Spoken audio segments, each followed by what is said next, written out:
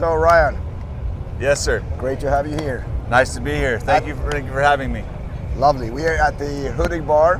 Yep. Where we serve beer usually. We are at the CONEXPO 2026. You had one of the machines for how long? We had it for about a month. Yeah? Yeah. So a 1370. We had it in Utah. Just we're based out of just north of Salt Lake. Right. So we had it about 45 minutes north. We had it in a private ski resort. Okay. Oh, in a ski resort. Yeah. What were you doing? What kind of work? So we were backfilling houses. We were cutting in driveways. We were cutting in power conduit. We were ripping frost. We were backfilling frost trenches. We were digging trenches for gas lines. Kind of a little bit of everything. We were moving material. We were pulling out frost with our excavator. Yeah. And we would load the front bucket of the HUDDIG and take it to the pile, and then we'd turn it around with the back end and drive backwards and pick up material with it and drive forward and then dump it off and come back. Great. Yeah. That's you had a good testing of the machine. Yeah, I feel like we had a pretty good test on it for sure.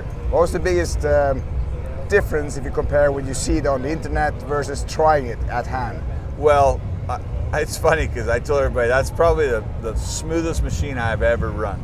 Like, I was blown away by how smooth it was. Like, just the controls, they're not your standard SVAB joysticks. Right. But man, they are just like, everything is just smooth and precise. Yeah. And just the ease of learning it and just the ease of learning how to work it, it's very intuitive. Sounds great, because some people say it looks a little bit complicated with all the options you have into it. Well, I think it's like that with anything that's new, Yeah, right? right. It's a little intimidating when you get into something new, Right. 'cause you really don't know what it does.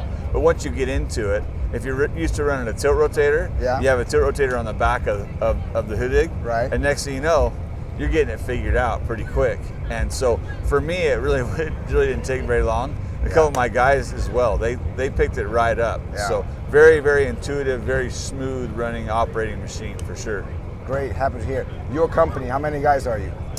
We have I think we have 22 guys. Right. 25 total, but 22 out in the field. Yeah.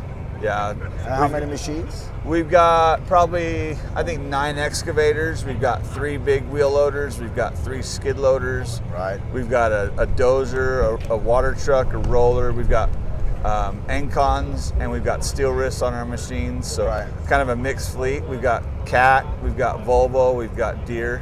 Okay. Majority of our machines are Deere. Yeah. So quite experienced operators in your team, right? Yeah, the guys that we have, they have, some of my guys have 25, 28 years of experience. Yeah. And some of my guys have 5 years of experience. Yeah. We try to not let the guys that aren't worthy of getting the machines. Yeah. Because we just don't want any problems. You know, we have a lot on the line. We've got a good reputation. We want to keep it that way. Yeah. Yeah. Yeah. So you use the machine in actual good works where you use for your customers as well, right? Yeah. Yeah. Yep. We want to make sure our customers are taken care of. And Yeah. it's funny because we took this thing in there, and man, we had all eyes on us. People had never seen one of these things before. And we had some of the security guards in there. They were like, "Hey, what is that thing?" I'm like, "Well, that's a machine that come from Sweden." Yeah. And they says, "Wow, that's amazing. It's like having a 2.5 yard front end loader and having like a 120 size excavator in the back end." So it's not like a backhoe. Yeah, it's kind of like a backhoe, but it's definitely not a backhoe, right? That's kind of the way. That's kind of the way that we like to see it. Yeah. But there's just so many things you can do with that thing. I mean, a backhoe, right? Yeah. You turn it around the seat, you get to work the back end. Yeah. Then when you want to go somewhere, if you want to go backwards, you got to pull yourself backwards. Right. Right. This thing right here, you're backwards, and you can actually pick the boom and the bucket up. Yeah. You can actually drive the thing, like driving it as fast backwards as you can forwards. That is pretty much a game changer. There's a forward, neutral, reverse right there.